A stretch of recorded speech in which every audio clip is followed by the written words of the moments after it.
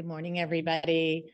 My name is Liz Hume. I'm the executive director at the Alliance for Peacebuilding, and we are so grateful that you're joining us here today to talk about this incredible book by Marc Sommers, We the Young Fighters, Pop Culture, Terror, and War in Sierra Leone. So I'm going to say, I'm going to say I met Marc many years ago. I was actually moderating a panel at the Wilson Center. Do you remember this? Yes. It was a really long time ago, and not that long ago, but pre-COVID, and everything. Yeah, right. I was moderating this panel, and I was blown. Like, Marc stole the show. He was amazing. And, one of the messages that we really focused in on at that time is don't think about youth as the problem. And that's what we had been doing as a field. And you think on like every youth toolkit or everything, there would be a picture of, kids with guns. And so you really, took that message and hammered it home. And I was like, oh my gosh, this guy's amazing. We got to connect with him more. Marc has been a very close partner at AFP. When he was writing this book, I actually asked him if I could do a little blurb for it. And if you all know, many of you all know me, I don't say things if they're not true. So here's my blurb on what I said. We the Young Fighters is a compelling story of what drove violent conflict in Sierra Leone, weaving in how drugs and pop culture helped sustain terror practices during the war. The book focuses on the significance of national governance and how states can alienate their expanding youth population and increase prospects for violence and conflict. It illuminates the lessons we still need to learn from Sierra Leone's conflict, including the critical need to broaden diplomacy and security reforms. It's not all about assistance all the time, foreign assistance, although that's where we always go. Most important, this book highlights how to harness the energy of youth for building sustainable peace. And that's what we talked about that day. And it's an unconventional book. It is not wonky. So I loved reading it. I highly recommend everybody get it.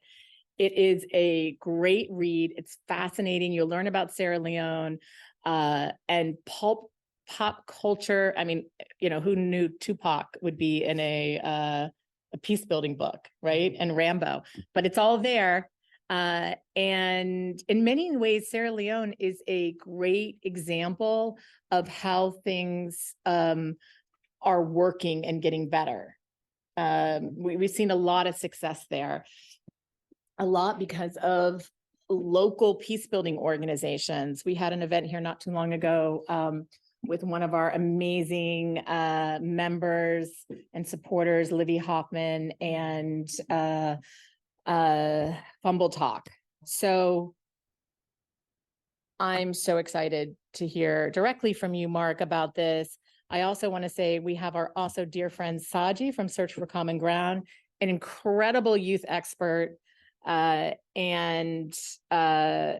just have two phenomenal speakers here today to talk about this really important issue. And it's really important because we have not gotten the Youth Peace and Security Law passed yet. Everybody talks about youth, but we're not seeing the action, right? So try to make the case for that as well today. So anyway, I'm going to stop talking. I'm turning it over to Marc, right? Marc. Okay. Wow. Oh, and I actually didn't say who you are, your bio, but you're just like awesome. You worked at the State Department. You've written this incredible, he's just a youth expert, period. There you go. You got it's an unconventional bio. There you go. I'll take it. All right. Okay. Thanks very much, Liz. That was wonderful. And I'm so happy to be here. I feel that this organization is so important. I think the global networking on peace couldn't be more important. Look at the wars we're looking at in different parts of the world today. we're focused only on one right now in the Middle East, but there are so many. Obviously, Ukraine, Kind of two. but Ish. yeah. Well, there just are a lot of, Yeah. there's a lot of conflict, and there's a huge need for peace building in the world. And we're talking about this in the world's, with the youngest population of human beings in human history.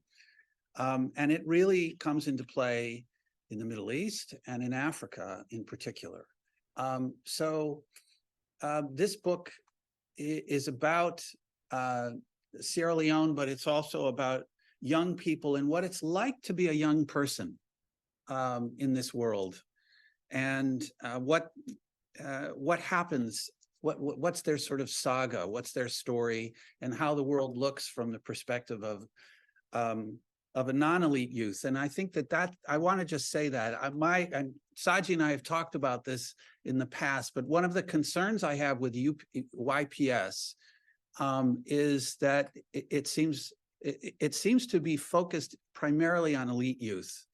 And that's a concern because that's about maybe 10% of everyone that we're talking about in these conflict-affected countries. This is about the 90% majority in particular, this book. It doesn't exclude any youth, certainly, but it does focus on the views of the majority.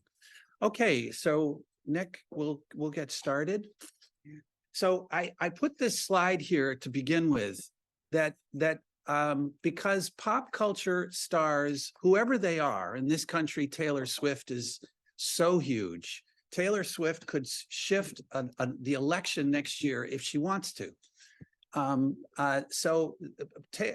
Pop culture is important, particularly to young people. It actually is something that we overlook, particularly I've found with adults who don't like certain pop culture figures. It's not about us, I would say. And it's also, we don't own, wherever we live, how these pop culture stars are interpreted. Now, to this day, Bob Marley dominates Sierra Leone to a degree which is incredible. And there are very good reasons for that. And so what I'd like to start with is that their pop culture superstars are interpreted locally, and you can't predict how, when they drop in an area, how they're going to be interpreted. It's really quite surprising, and that's kind of a big theme in this book. So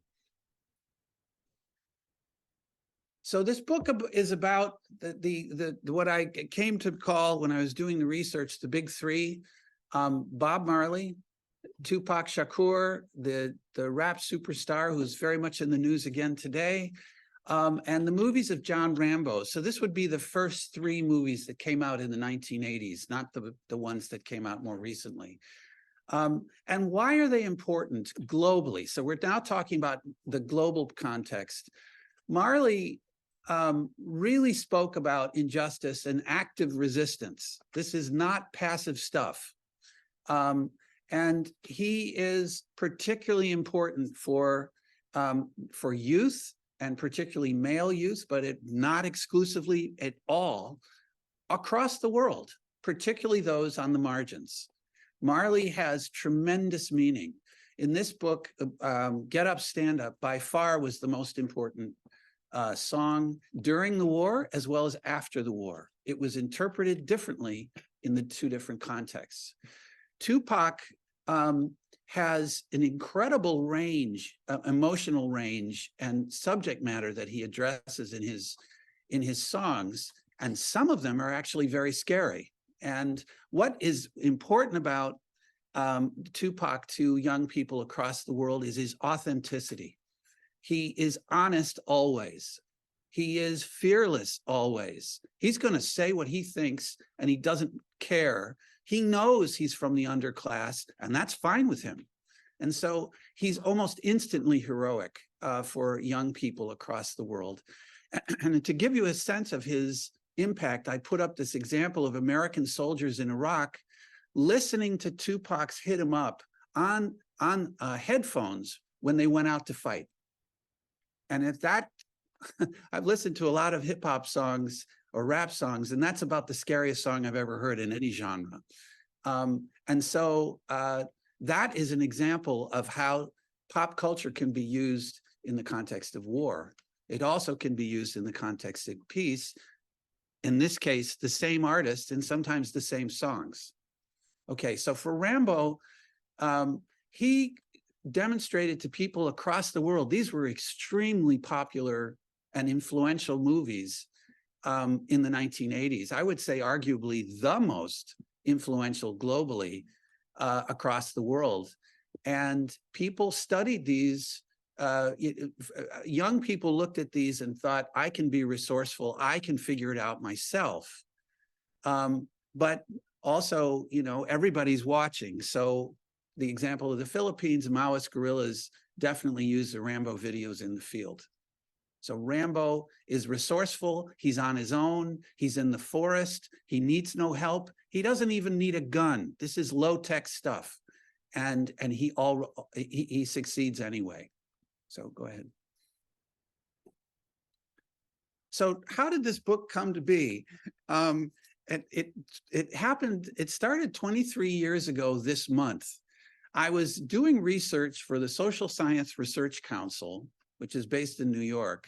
And I was working with Sierra Leonean refugees in the Gambia. And, you know, they're refugees and nobody, well, we were up country, it was very remote and nobody goes up there is what the refugees kept telling us. And so I arranged for this meeting with the leaders of the refugee camp, you know, to get their approval to go in and interview people, tell them about my research and so on. And they said, come tomorrow morning at 10 o'clock. So I came and it was up country Gambia. It was incredibly hot. And there was a huge crowd of adult refugees, men and women there. And before I went into my questions, I usually do this with refugees. I asked them, you know, how did you get here? You know, to tell their story. And men and women jumped up and started talking at once about Tupac. I had no idea what was going on, but it turned out they fled the country in the January 6th of Sierra Leone, which was January 6, 1999, when rebels invaded Freetown and carried out one of the most extreme examples of terror warfare that we've seen in modern history. And in some parts of the city, the rebels arrived with the signs with white vans and trucks they had the names of Tupac's songs painted on the side, like Hit 'Em Up, Only God Can Judge Me. That's a really important song.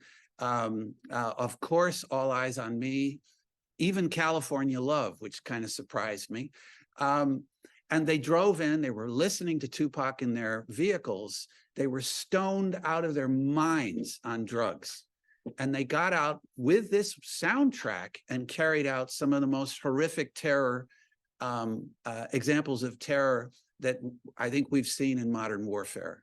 And what about in other parts? So other refugees jumped up and said, well, in our neighborhood, they jumped out, they were smoking marijuana, they were listening to Bob Marley, and they wore dreadlocks, and they came out and started attacking, and again, playing Marley in the background.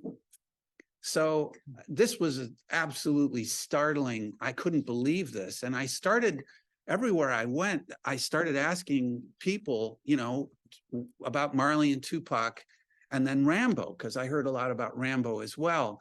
And the response was absolutely electric.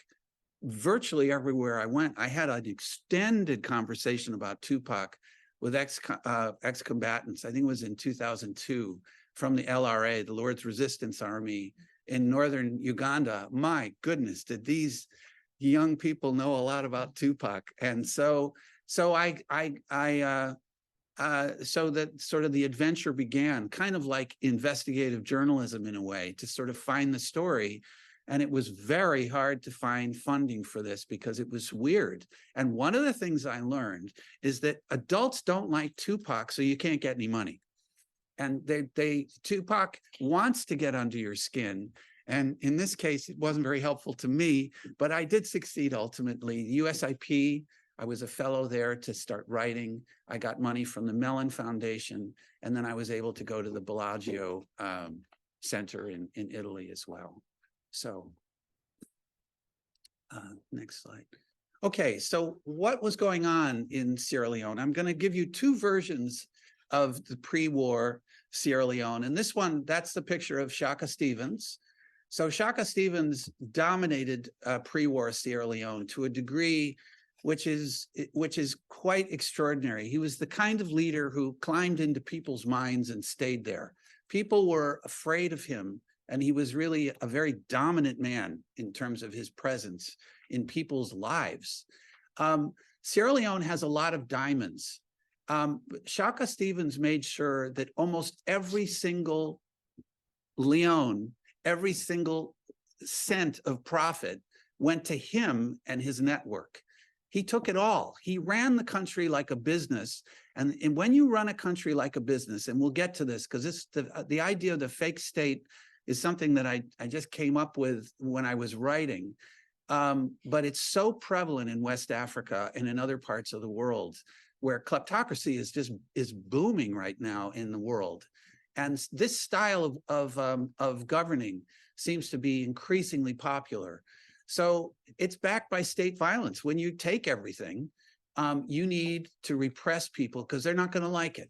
And in this case, it's a super poor country, doing somewhat better, but it was incredibly poor, and it was blatant, right? All the diamonds were going into his pocket or his network. So one of the things that's important about Sierra Leone is that everybody speaks Creole. I think it's about 95% of the population. It is the lingua franca, and it's a Creole version of English. So when people speak reasonably slowly, Sierra Leoneans understand, even kids. So Marley speaks with incredible diction and very slowly. He wants you to understand every word. And Rambo doesn't say much, so it's easy to follow Rambo in his movies. And Tupac is another thing. Tupac is sort of a symbol if you don't get his music, but we can talk about this. There were lots of words that became extraordinarily important during the war. And the one I'll mention now is the song was actually really distorted, was Only God Can Judge Me. That became important, but also the word motherfucker. Motherfucker is a word that was taken literally in the war. And Tupac never intended, neither did Marley, neither did the makers of Rambo, to fuel warfare, but they did. And that word became extraordinarily important and terrifying for young people and for adults, because they talked about it. It's mother-son incest. And this guy keeps using this word. People were terrified. This guy was something from another world. He was terror. Just that word was terrifying. So we can talk about that later, but he was really became incredibly important, and so did that word. And then I think the youth alienation issue is really important because it's so common to this very day in this world, in this city, in Washington, D.C. It's a big deal. So what about the context for Sierra Leone? Male youth were emasculated and castigated as thugs. They were exploited by powerful men. This goes back to the period of the Atlantic slave trade. This is a tradition of exploiting male youth.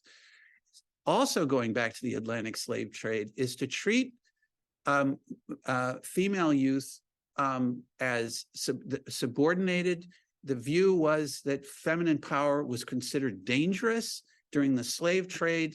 The Portuguese and then the British took almost exclusively men. So every person in Sierra Leone has to get married, like a lot of traditional societies. And there weren't many men around because of slavery. And so it created this idea that femininity was actually not powerless. It was extremely powerful, but outside of society. So they had to be controlled. And this was tied, it turned out, to this almost obsessive degree of sexual violence that took place in the during the war. So the key issue, peaceful dissent was harshly repressed. You couldn't say anything. It's difficult to this day in Sierra Leone to say much, particularly to elders. So I want to stick with that and just go to the next slide. So this is the other view of what happened before the war in Sierra Leone. This would be another perspective that I learned from young people. So the 1960s is when marijuana came. Marijuana took off in Sierra Leone, and not only that, it was clear that the marijuana grows extremely high. I couldn't believe how high it grows, and it also is very powerful. So this became very important during the war. And I put in a picture for the 1970s of Marley. So Marley came in with Burning Spear, Peter Tosh, other reggae stars of the time, and just galvanized. I mean, they really took over young people's lives, particularly in Freetown, particularly those who were resisting the repression of Shaka Stevens. And I put in a picture of him smoking a spleef, because of something that came out of that is, if you're a Rastafarian, you have to smoke marijuana and listen to Marley, listen to other reggae, and get conscious of inequality in your society. So in Rastafarian religion, marijuana is sacramental. It's part of the religion. You use it to understand what's going on in society. And in this case, to really understand injustice. And why are you being picked on? And so those two together were extraordinarily powerful.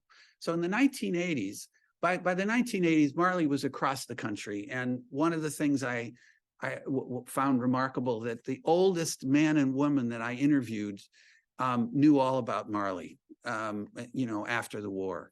But during the 1980s, there were these trucks, these guys that went around in trucks with generators, who would go to diamond mines and villages and show at night. You would pay a little money, you would go in, sit under the stars and watch Rambo movies. So by the time this war started, young people across the country not only had watched Rambo movies, they had them memorized. And so during the war, when they became military videos, the rebels didn't even have to show the movies to use them as military training videos, because everybody had them memorized. And the extent of this influence, still I can't get over. So Rambo was important to female youth. Of the three, female youth, Rambo was most important to them. And that all of this is so surprising, but that one was unexpected. Why? Because Rambo was being picked on. He didn't do anything. And he says that in the first movie, but I didn't do anything. And this radiated to young people. They were being exactly like Rambo, and also treated with strong violence by the security forces, really condemned by the powers that be, not allowed to speak out, to have a voice ever. And so he was on his own, and he figured it out. Especially the first movie, he has all these ingenious ways of fighting back without guns, low tech. And where do the first two movies take place? In rainforests. So there is a lot that you can identify with. I'll give you one example. During the war, this girl, the rebels attack her village. She runs into the forest. She's on her own. She had to run for her life. And she gets into the forest and she stops. And she said, and I said, what did you do then? And she said, then I stopped and I had to think what to do next. And I said, so who did you think of? I'm thinking her mother, her father, her grandmother, her grandfather. I don't know, somebody in her life. She thought of Rambo. And I asked myself, what would Rambo do? Okay, so the 1990s, 1991, Tupac starts making records, and I couldn't believe this, but people were saying that in 91, he was already influencing youth in Sierra Leone. Now, if you look at that picture, it's hard to see the whole thing, but he had tattooed on his belly, Thug Life. So before you heard Tupac say a word, if you're a male youth from Sierra Leone, you've been put down as a thug your entire life. And here's a guy saying, not only am I a thug, I'm proud of it. Okay, right away, Tupac's a total hero. Tupac has style. During the war, the followers of Tupac would shave their heads. They would get tattoos. They would wear a turn-up. They would roll up the pants legs, one leg, that was called a turn-up. They would wear bandanas, which was Marley and Tupac both.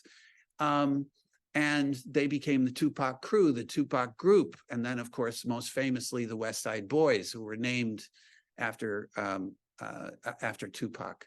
So he became the hero. And the thing that was so important about following Tupac during the war is that Tupac Shakur is fearless. Is he afraid of getting killed? Yes, he says he's going to die early.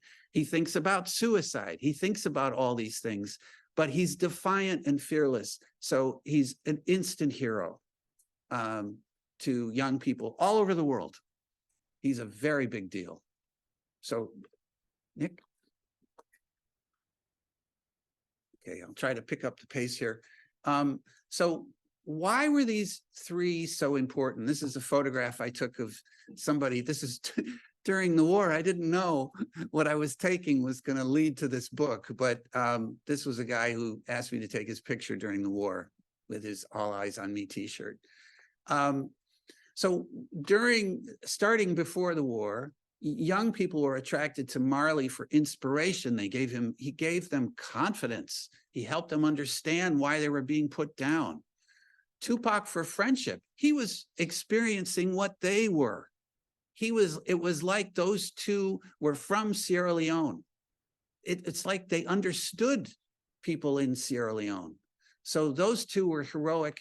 And like in many parts of the world, Marley and Tupac are popular together, such as with youth in Palestine. Those two are heroic at the same time. They fit together. Marley's more ideological. Tupac is the person who can tell you what it's like to experience the repression. So, and Rambo for instruction. Rambo in wartime, and also when you're being put down, he can help you stand up for yourself physically. And you can watch, and that's what they called Rambo tactics. And if you use Rambo system during the war, then that would help you. So the shared messages of all three all have to do with alienation. We're blamed, but we did nothing wrong. Precisely what Rambo keeps saying at the beginning of the first movie, but I didn't do anything. But the forces are against them. The powers that are exploiting them and forcing them to resist are attacking them. What did they do? They're just living. They didn't do anything, but they're unpopular and under attack. So the world's upside down. And all three of these pop culture heroes talk about this. The world is perverse.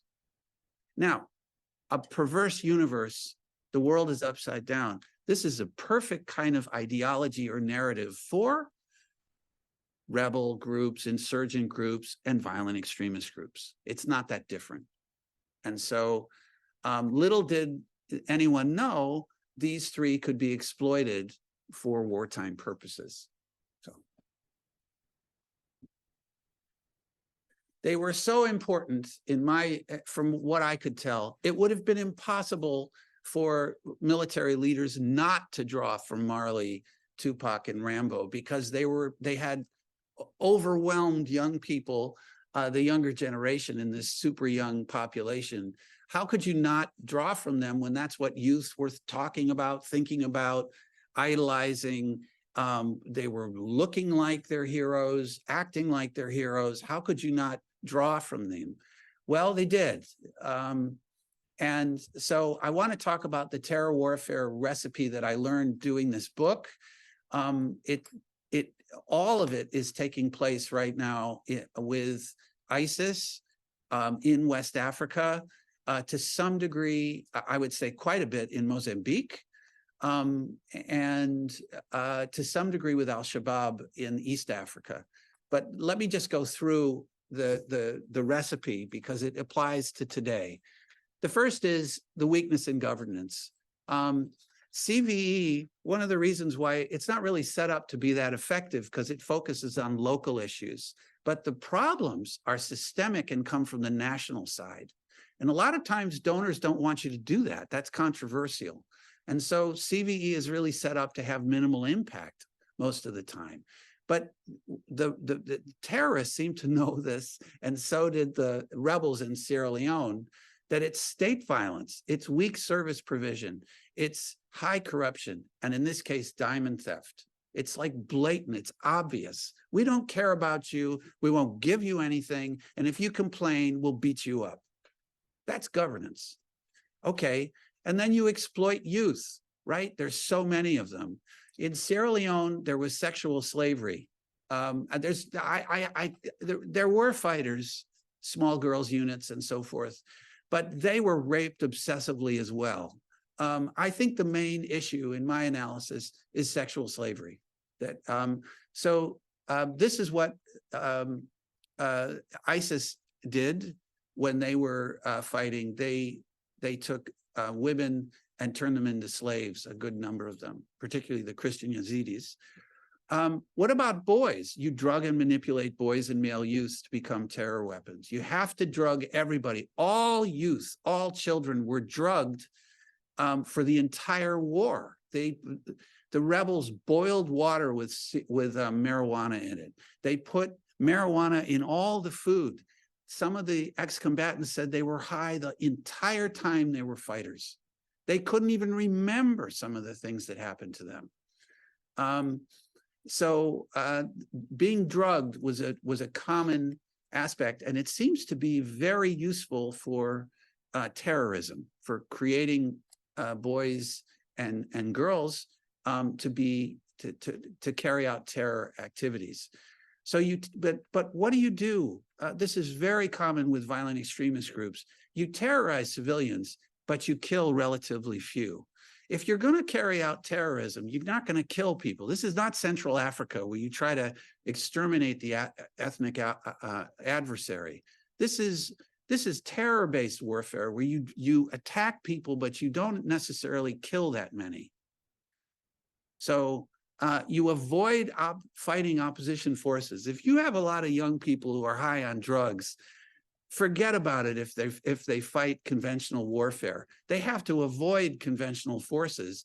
So they sort of bleed, they sneak into the forests, into the Sahel, into the desert, and you can't find them. And you end up attacking civilians. So, and then you control natural resources. In this case, it's diamonds. In West Africa, there's a lot of gold, there's uranium, there's all kinds of minerals that the forces can get to run their opposition, their military, their activities. Go ahead. Okay, so what about pop culture icons? So I have to emphasize that they were exploited in the extreme. Bob Marley, Tupac Shakur, and the makers of the Rambo films never anticipated that they would be used not just in context of war, but explicitly for wartime activities. So Foday Sanko, the leader of the rebels in Sierra Leone, he was, according to people I interviewed, commanders and ex-combatants, he quoted Marley in every single speech that he gave to his troops, every single one, particularly Get Up, Stand Up.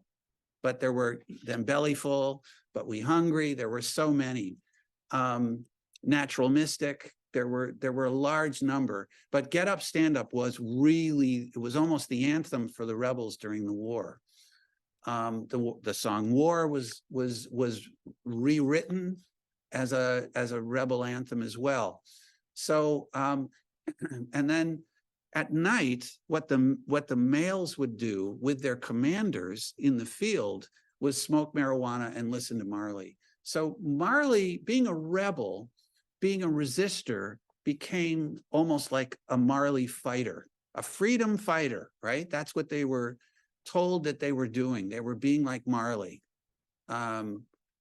So, and the young soldiers, as I said, were nonstop drugged. What about Tupac? Tupac was used more selectively. The commanders didn't really like Tupac, but they saw his utility because some of their fighters absolutely loved him. And one group broke away from the rebels and formed their own militia to be the Tupac group, the main Tupac group, which was called the West Side Boys. And I'm sure everybody knows, so West Side Boys, that's Los Angeles. East Side Boys would be Biggie and P. Diddy. So, and it's not just me saying this. The amount of information that you can get from a youth the world over about West Side, East Side is quite remarkable. So they were connected to cocaine more than marijuana. Everybody was smoking marijuana. In fact, it wasn't always really called a drug, and connected to really extreme violence. And the Rambo movies, as I said, were used as military training videos.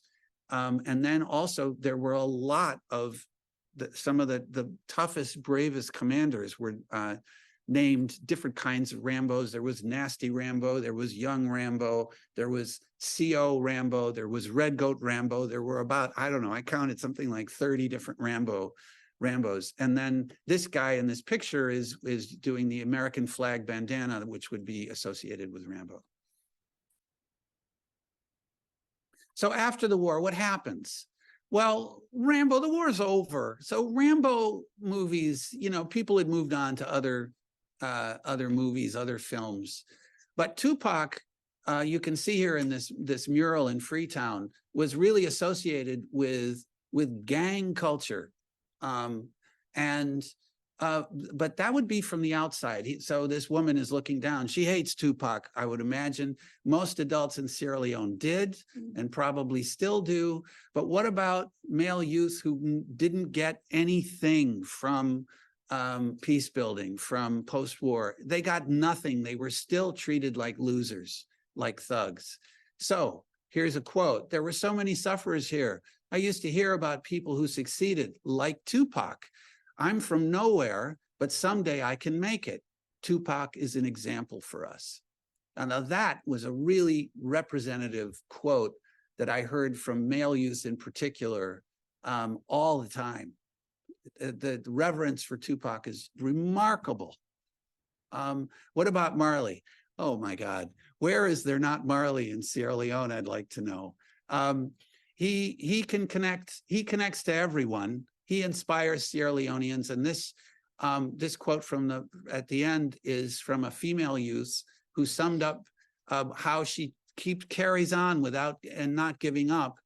Well, how does she do that? Like Bob Marley says, don't give up. That's what keeps her going, and that was really common. So, what do we do about all this? How is it relevant to our work as peace builders today? Well, read the book, I would say, and I think there is so much to draw. I actually, when I started writing the book, I didn't realize how contemporary this story really was.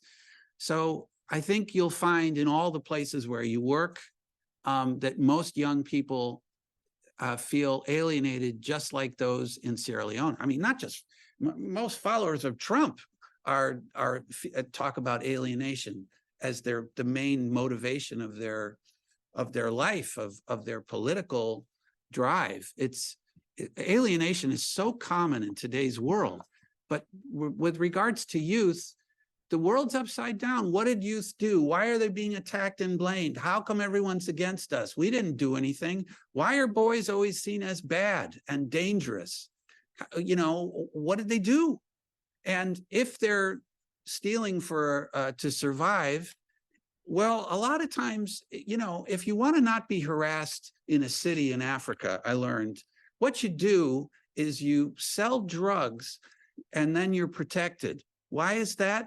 Because the police run the drug enterprise business. So it's a really good sideline as a protection strategy. So it's an example for us to understand what it's like to be a young person. It's going to be different. Living in these places, surviving in these places, and trying to keep, you know, to keep yourself going. The world looks different, and we have to learn from them and find out what people are listening to, why it's popular, and then listen to it would be my an easy starting point. And then from insurgent groups and violent extremist groups, one of the things in working on violent extremism and CVE is if you look at, I don't know, Sierra Leone, Mali, Niger, Burkina Faso, if you look at it like a violent extremist group, what could be easier? The government is setting you up to be popular, to be influential, to you know, take over super marginalized people like the Fulbe or Fulani across West Africa. What is complicated about this? Nobody likes them. So it's not that difficult. And this, I think if we think about what it looks like, not from the perspective of a usually rapacious government, but from the perspective of a violent extremist group, where are the openings? There are so many openings. There are so many opportunities. And I think seeing the state as predatory and as an adversary is an interesting way of understanding what it's like to be a marginalized person in these countries, and also practically any young person in the society. So what this is sort of the final takeaway is mainstream the towering significance of governance. We, at some point, we need to, you know, it might have lots of ministries. It might have a ministry of, you know, justice. What is justice to people in that country? I'd like to know. That seems to be more important. So it's important to see governments for what they are, not what they should be. I think a lot of times in these countries, the governments are largely imaginary, and they're not set up to be that effective. And, you know, they have heroic people who work in these ministries and for these governments.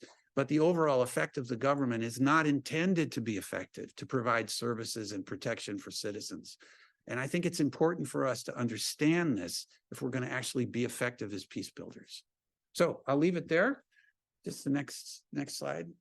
Thank you very much for attending, and I'm ready to learn from all of you. Thank you. Saji, how does this help our work?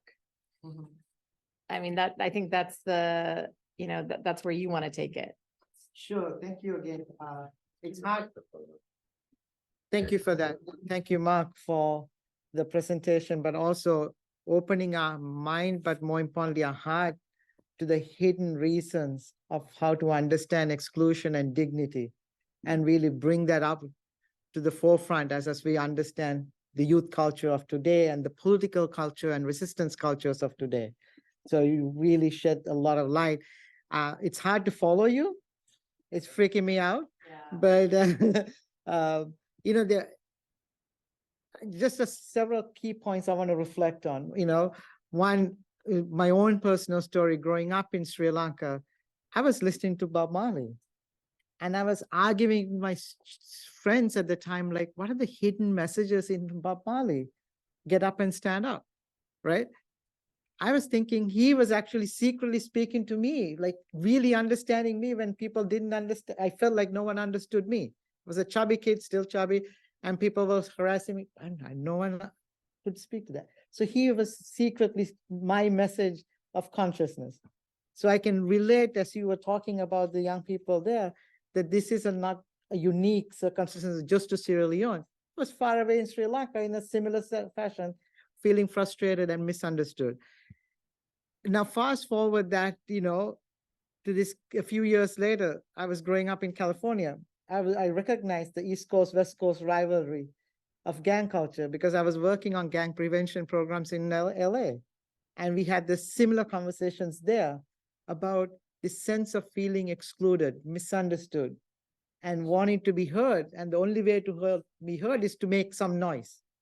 And whatever that noise might be, because people never heard us, people never saw us. This was common words that I was also hearing with gangs in the US. So this is, again, not something far away in a developing country, but it is happening in our neighborhoods also. So I'm glad you brought this up to the streets of DC and streets in the US as a very relevant thing as well. So this idea of wanting to be seen and heard is universal. Why? Because the sense of exclusion we see around the world. And how we frame that at a global level is recognizing that exclusion is structural and psychological in nature. And we frame this as violence of exclusion. And the exclusion itself is violent. And tackling that requires us to understand the structures that underpin it. And you articulate that in the political frames, but also the psychological frames as well, because it's deeply psychological of finding that exclusion. And it creates this sense of identity. Building off of that, I think there's another report that came out called If I Disappear, that talk about what are the barriers young people face around the world. A global survey was done by the UN under the Global Protection Working Group that looks at what are the barriers young people face globally.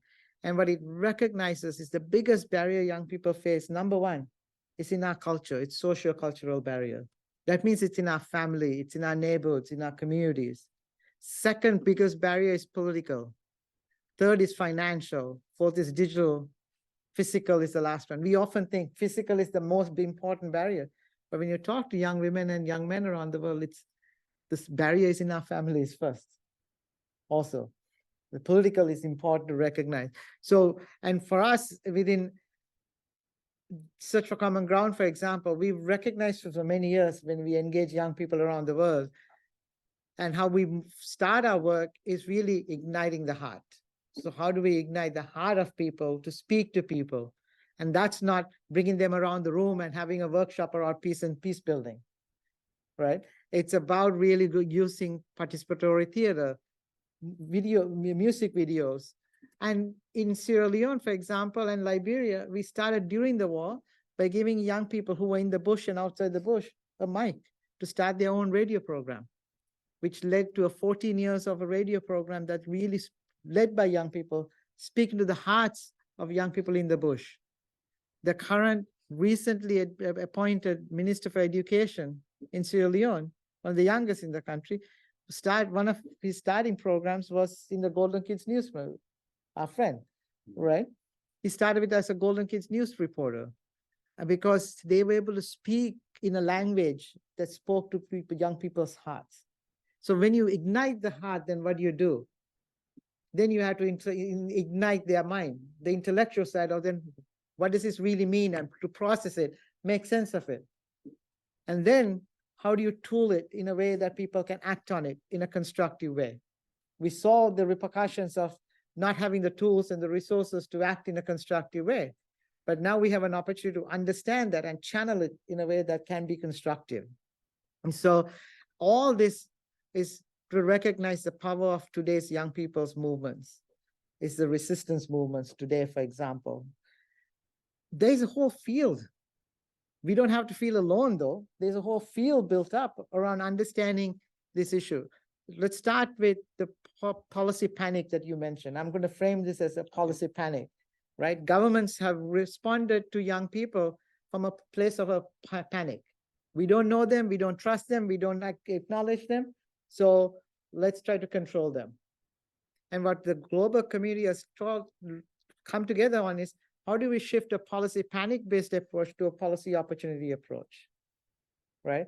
And that started with codifying this field through 3 normative frameworks called the Security Council resolution. Okay, some might argue it's a Security Council resolutions that valid today in today's realities, irrespective of what it might be. What it does is gives a political agency and recognizes the political agency for peace young people have.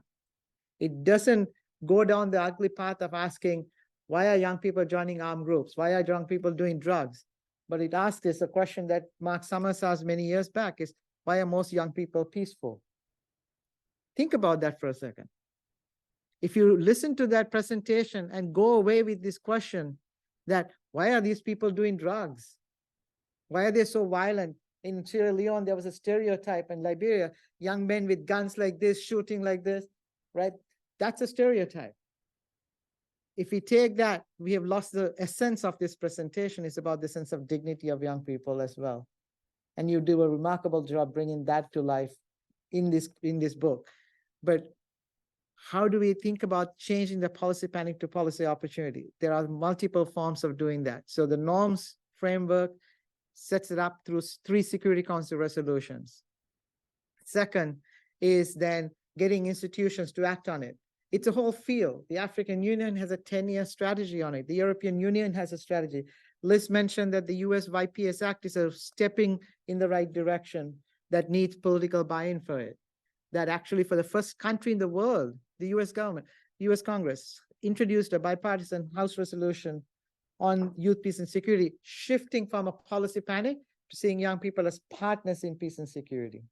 So that's a really groundbreaking thing that needs bipartisan support to move beyond the bill to get it adopted. The third, then, is what does this look like in our communities and our countries? What does that partnership look like between the state that doesn't understand young people and young people who are pissed off and angry with the state for not responding to their grievances?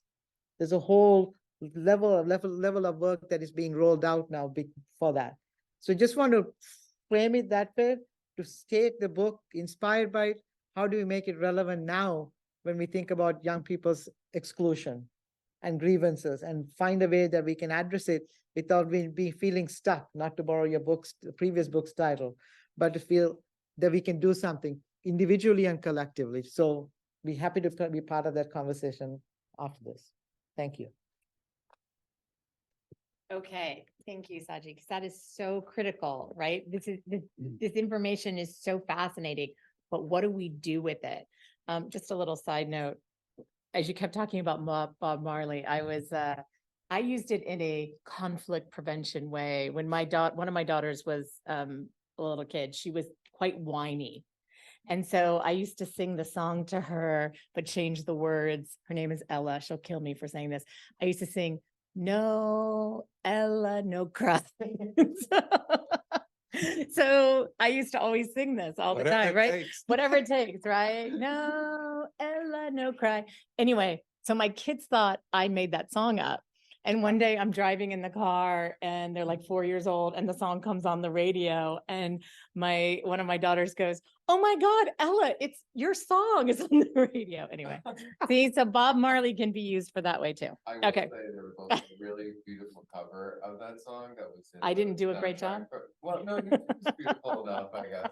In the new Black Panther movie soundtrack had a really good cover of that. Yeah. Oh. Okay. Well, it's a great way to get your kids to stop whining. They didn't appreciate it. Anyway, okay, so I have tons of questions. And I know you talked about it, like how well, first of all, I found it fascinating. It was hard to get funding. And I find this over and over again.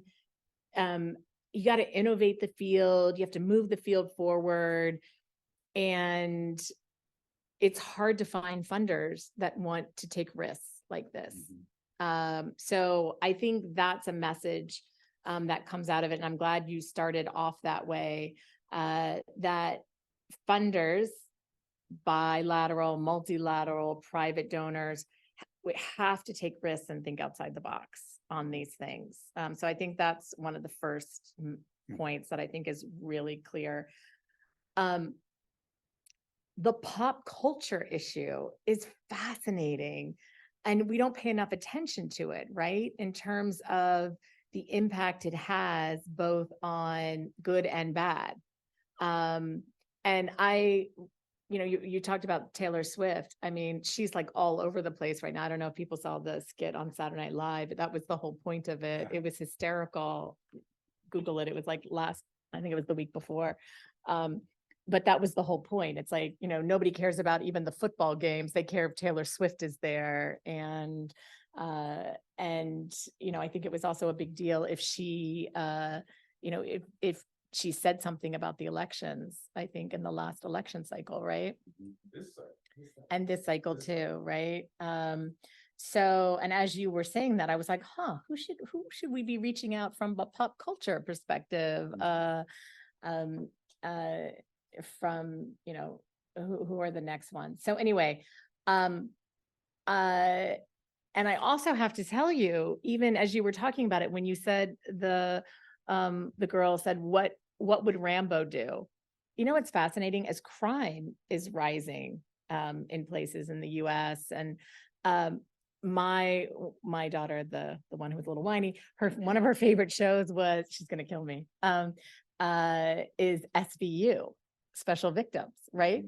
And they quote those things all the time about, how do you stay safe and what they learned on SVU. So anyway, it reminded me of that as well. Okay, so questions, thoughts from you all, because this is, I told you this is going to be a non-wonky discussion on these issues.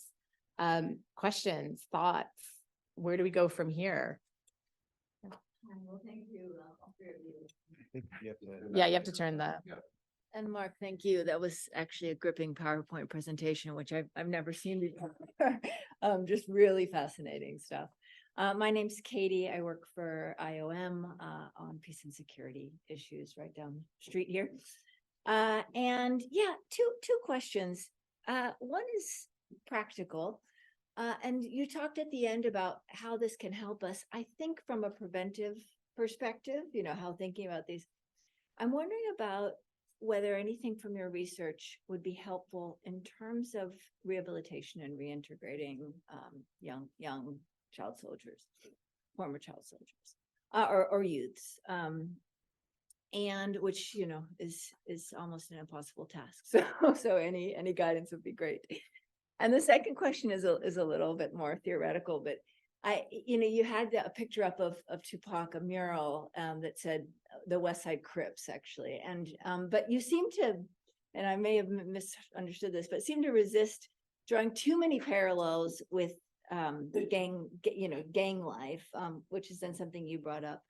And I just think there's so much interesting research now from the gang side on how, groups of violent, collective, mostly male perpetrators of violence are so similar, whether they're in, combat or they're drug groups in Brazil or in the US.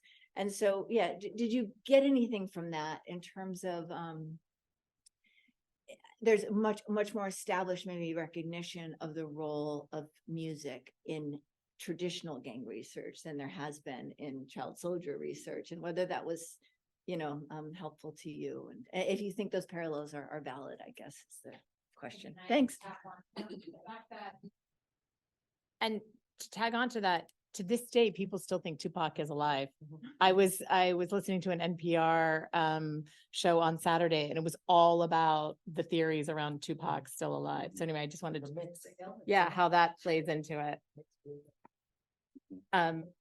Go down the line. I don't know. Should I answer or we take more? Can we take a couple? Yeah. Okay. Just go down the line and then we'll go online. A quick question on foreign funding in Africa. The money seems to go for healthcare, for governance and democracy and freedom. I think Judd Devamont said this very nice. He said the US has been very consistent in our funding over the last 20 years for Africa. However, unfortunately, Africa has changed significantly. Is there any movement from groups like yours to push the US government to actually focus on improving the youth? Because I think Africa's got the youngest population in the world. What are we doing to, get back into relevance in Africa? Should I answer these or? One more, Okay. and then we'll do this, and then we'll go online. Yeah, thanks so much. My name is Mel Hardy. I'm an instructor at the Carter School for Peace and Conflict Res over here, and it's Political Leadership Academy. And I would like to look at foundational matters associated with this. What we know is that this issue of whether it's West Side, East Side, whether or not it's this, discussion of grievance, whether or not we're going to talk about grievance, from the MAGA perspective, or the grievance associated with people who have always been bereft in this country. Let's have a focus on the African-American community here. If we understand that state-sponsored violence against Black people, from the very founding of this nation by the immigrant community, those patriots here who predicated their lives on the genocide of one nation and the delivery of another nation to be exploited in the same way. So we have these parallels, I think, in history to look at state sponsorship in a pre-colonial and post-colonial set of understandings. And so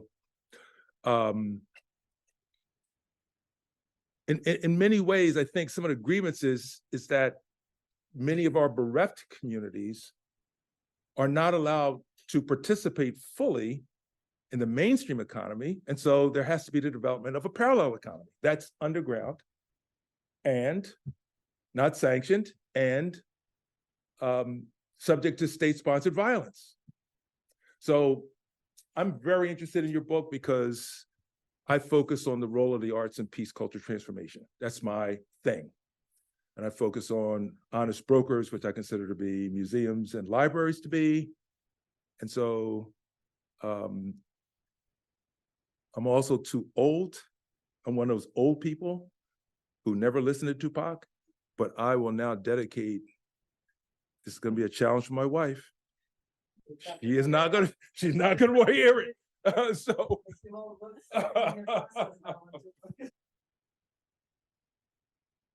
And just a tag on to that. If we're looking at the US, you have a whole population of young white men that are not doing well and are feeling alienated and losing their social status power. And how does this play into that? Women and other people of color, right? In 2040, we will no longer be a white nation majority. Okay, so you have a lot to, oh my gosh, you have to challenge that. Okay, yeah. This idea of just to two finger like a Two finger nuance around this. We always hear that, especially in this country, that when it comes to white men, there must be some weakness. But why do we not ask the same question when it comes to young Black men also? Why is the white men more vulnerable when it comes to issues of exclusion, violence, but we don't ask the same question about young Black men? Numerically, more men are in prison right now. A woman will always ask, am I seeing my young Black man for the first time and the last time before they leave their house?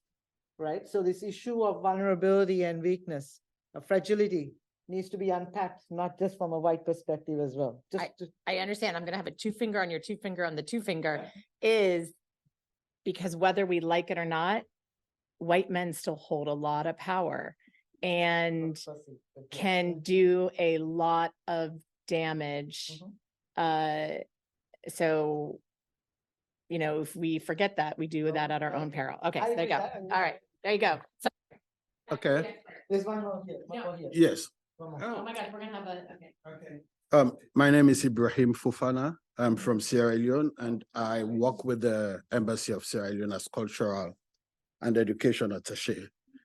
I appreciate the angle of pop culture in war and terror in Sierra Leone and the different nuances you brought about, talking about Bob Marley, Tupac Shakur.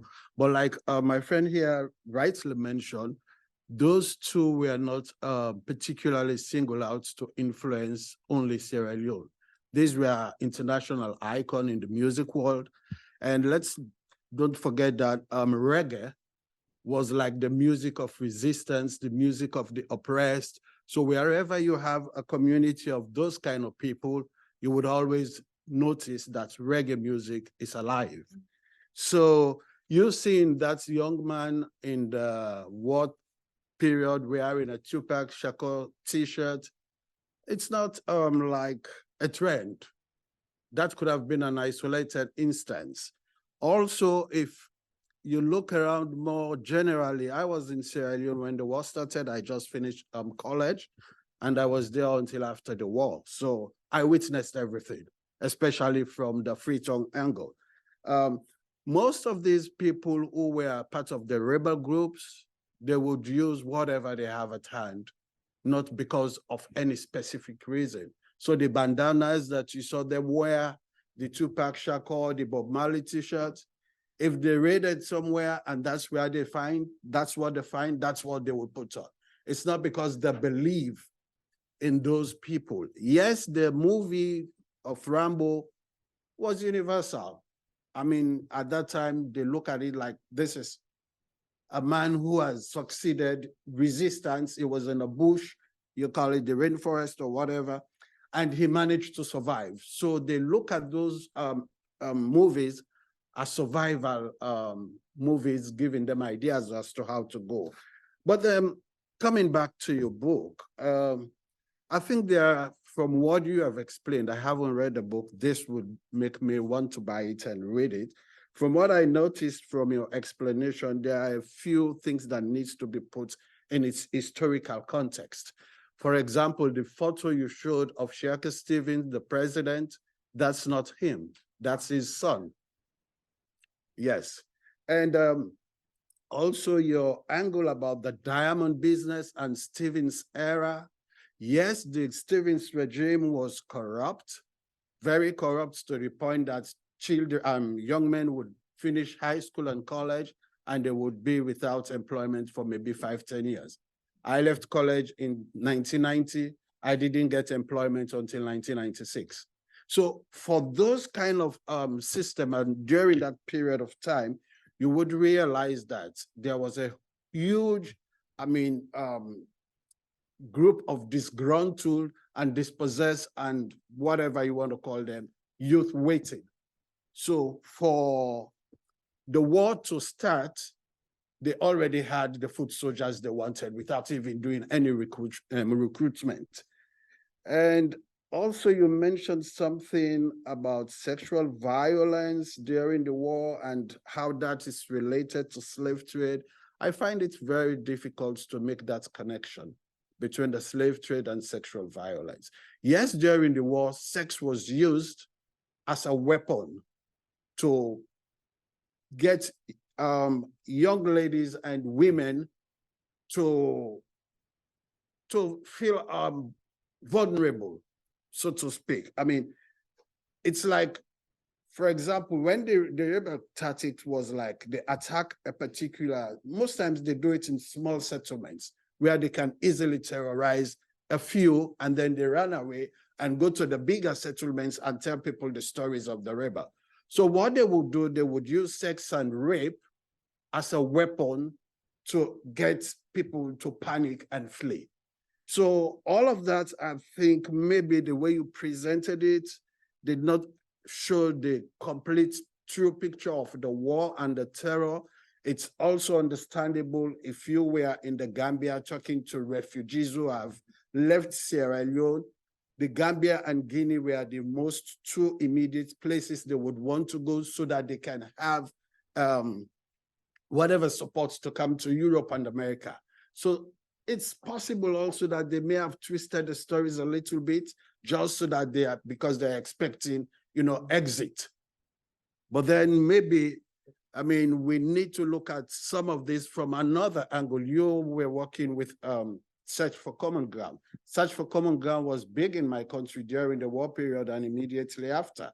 They had this beautiful radio program that was, all over the country. So maybe you should have looked at some of those those institutional organizations that were working with the war related war affected people, so that you get another perspective, but relying only on interviews with rebel fighters or refugees in a third country, most times the story are a little distorted. Just my take.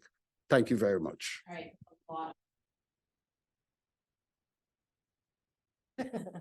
right. All right, I will do my best. I guess I'm thinking a couple of things with regards to this. I think, with all due respect, I'll just say the research is based on a lot of time in Sierra Leone and interviewing a lot of people in Sierra Leone. But I'll get to that. Yeah, we can talk later, because of course this is a very emotional issue for someone surviving the war.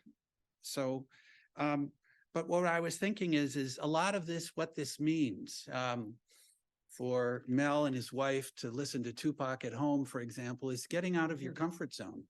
I'll give you an example of how peace building unfortunately works a lot of times. If you use the example of Washington, D.C. instead of Freetown or another city, where would you get your youth? Well, what I've learned is peace-building organizations are usually led by elites, and they're uncomfortable with poor people most of the time, particularly if the poor people aren't very happy. Maybe they're drunk. Maybe they have a lot of issues. Maybe they don't really care about you. Maybe that's not what your donor has brought to their neighborhood is not what they're interested in. There are all sorts of reasons. So what happens? Well, a lot of times, I don't know, a lot of youth leaders have to speak a European language now, don't they? If you think of Washington, D.C. for that example, a lot of peace-building organizations would get youth from Georgetown, not Anacostia. So, and I think that keeps happening. And I think it's important to get with people, you know, maybe they don't like us, maybe they don't trust us, maybe we're a problem to them, maybe we're just more of the same. And probably we're seen as the government, which is not that popular with most young people in most of these countries, particularly in cities. What's the government, the city doing for young people in this city or most places? Not a lot. And so it's important for us, I think, to think about our comfort zones and to move out of that and to try our best to understand what it's like to be the poor person, the dominated person that we're trying to reach, because we're not dominated and we have to try to understand what it's like. So just to give you one example for why Tupac is so popular and so important the world over, here's a line just to give you a sense. Hey, Mr. Police, can't you see there's a million motherfuckers stressing just like me? Only God can judge me. Wow. You hear that line and you're a repressed young person in the world. How can you not love Tupac? I ask you. And there are so many examples from Marley, but obviously get up, stand up is really important if you're being put down. Stand up for yourself, right? You have dignity. Interestingly, could you be loved? What's important? What line is important to young people? Not could you be loved, which I think is important for elites in that song, but what he says right afterwards. Don't let him fool you right away. Don't let him fool you or even try to school you. You've got a mind of your own, and that is what Marley's about. Figure it out yourself. Understand why you're being repressed. And I think if we listen to Marley and Tupac and, you know, but I didn't do anything, even watch the Rambo films, you'll start to understand what alienation is like and really being overlooked and forgotten. So hats off to you, Mel, for listening to Tupac. He's going to challenge you. It's not, he doesn't want you to feel comfortable, you know? Yeah, okay. I'm just mentioning. His wife isn't going to be happy, but he'll be okay. Since I turned it on, but I would say this. You got to turn your. Yeah, I teach young people. Yeah. That's my predicate. I'm a sub in DC public schools, so I'm around young people. And I'm old. I mean, look at the stratification there, you know, the age vertical there. But I'm trusted because I hang. I'm in the street. I was over at the ceasefire thing over, people know I'm a street activist. I do a shoe leather thing. People know that. I use Capital Bike Share to get around even to Anacostia. You know what I'm saying? So I'm okay. Okay. I'm identified with elites on one level, and I'm in the street on another. So I kind of try to navigate that. But I would say that young people, we gotta listen. Yeah. We gotta listen. Thank you, Mel. So the preventive perspective, I'm just going to go through the questions as best I can with working with, you said rehabilitation and reintegration of former child soldiers and ex-combatants. Why do we use the word reintegration? That's a comfortable word for us. These people, a lot of the people that ended up in military groups, which is always the majority, most resist engagement. In Sierra Leone, they had to be abducted.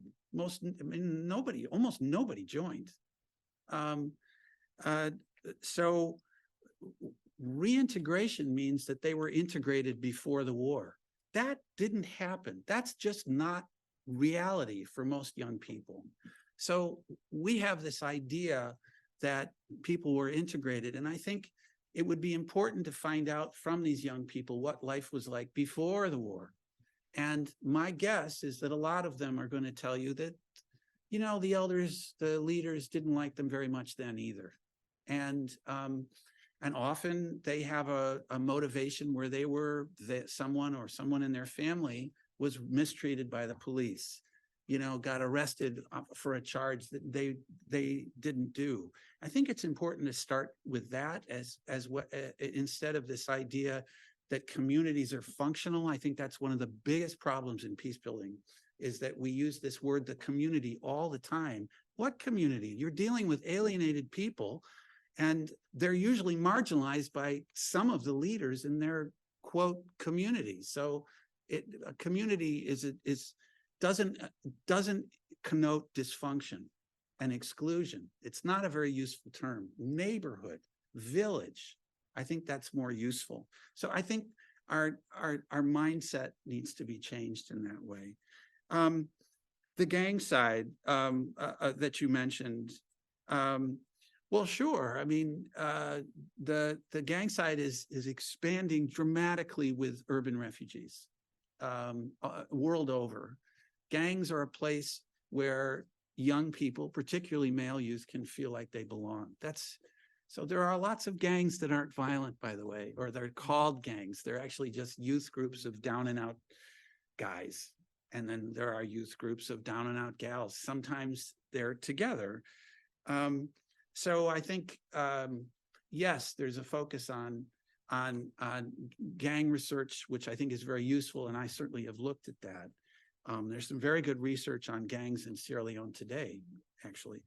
And I want to point out that even in places where there are gangs, most youth never join.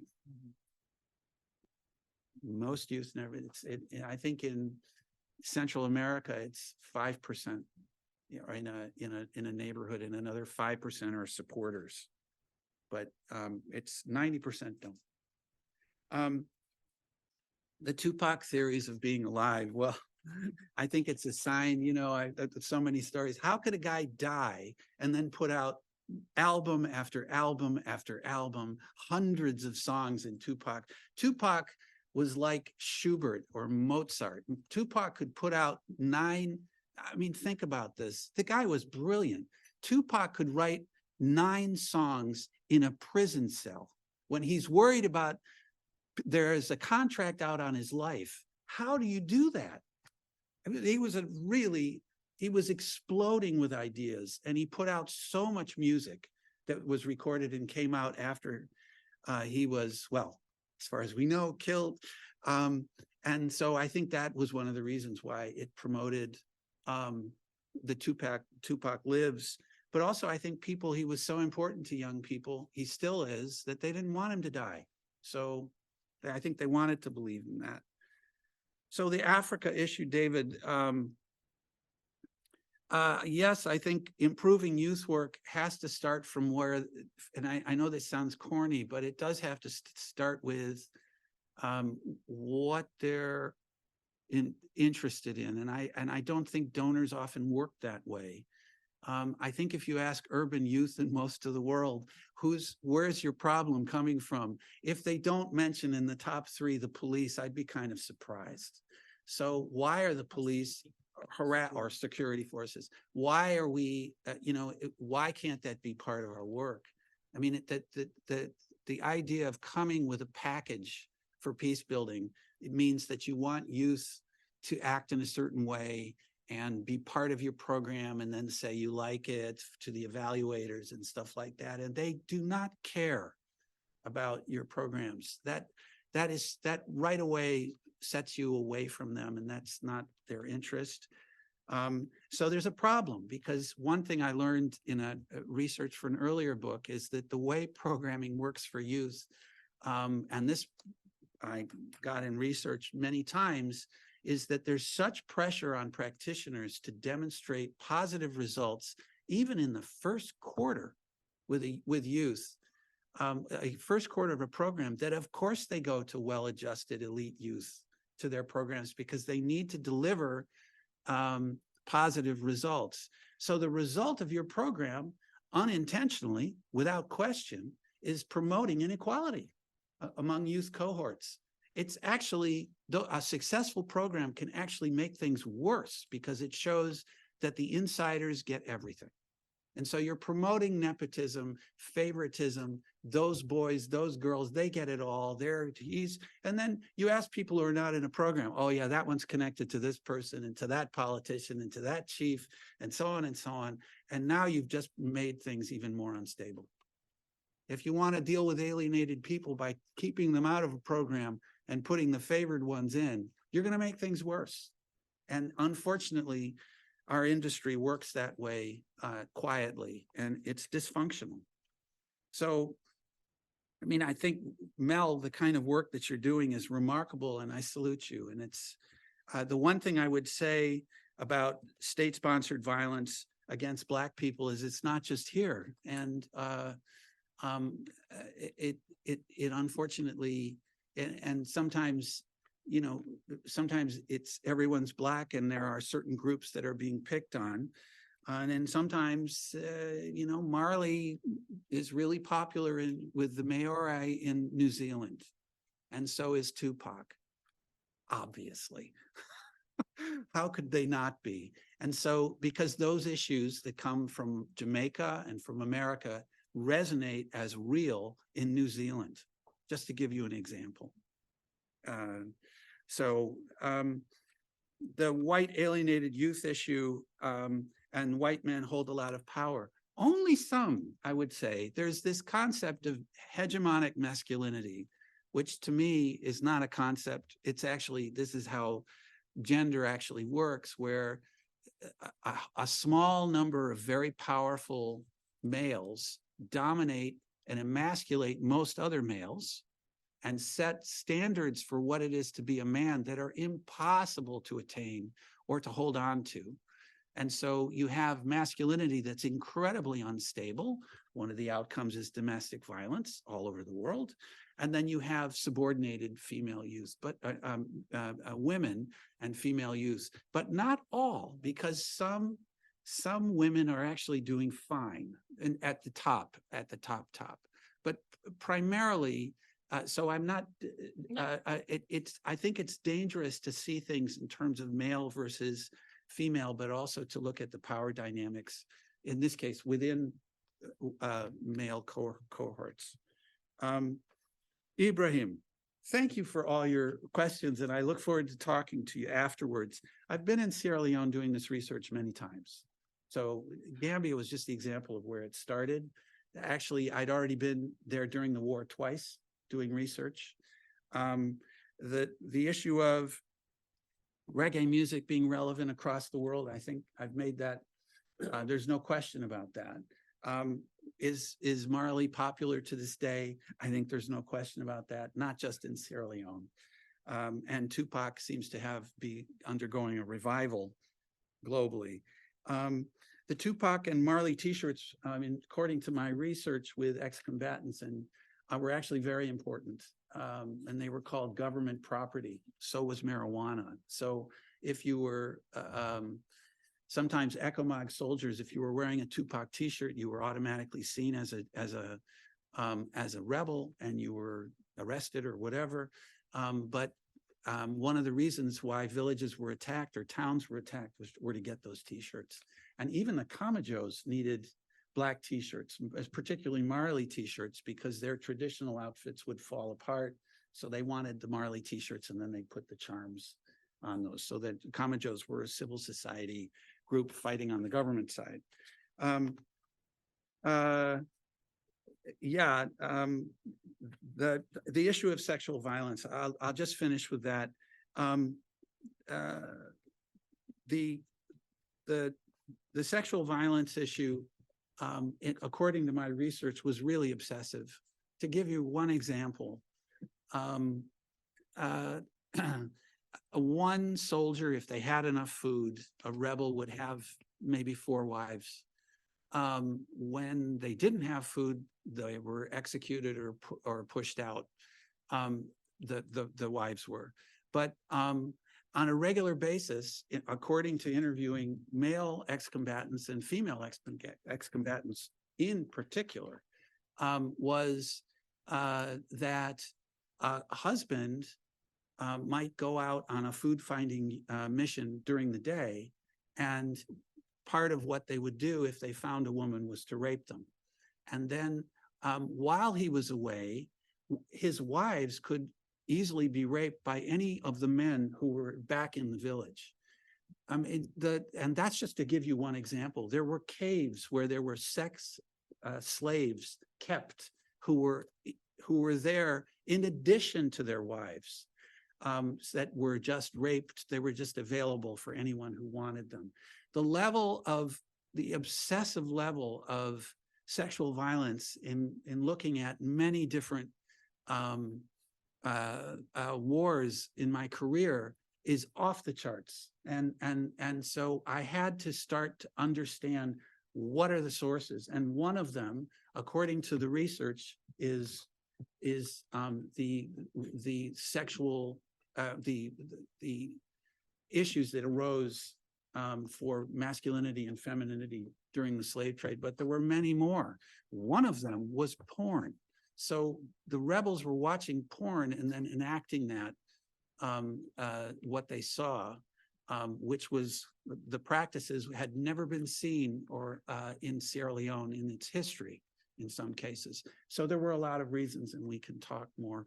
This isn't one of the most upbeat ways to end a conversation, but I encourage you to take a look at the book. And I think I want to go back to something that Saji said, that these pop culture figures are important to people. They were, of course, manipulated during the war, but then they were used again to this day as important to young people and adults for Marley in Sierra Leone and across the world. And I think it's important to see that whole journey from before the war, during the war, and then after the war, about their importance and why alienated people find so much meaning and importance and sustenance from these pop culture figures. So thank you very much. Yeah, thank you so much, Marc. So we're at time, but I do want to thank you, Marc. Thank you, Saji, for your remarks. I think I speak on behalf of everyone. I say this is really refreshing step out of my comfort zone for DC events. And I think that I really honor your fresh perspective. And thank you for your questions. Thank you for your virtual comments in the chat, everybody. So we'll be sure to post a recording of this event as well. But thanks. Have a good rest of your day. Thanks, everyone.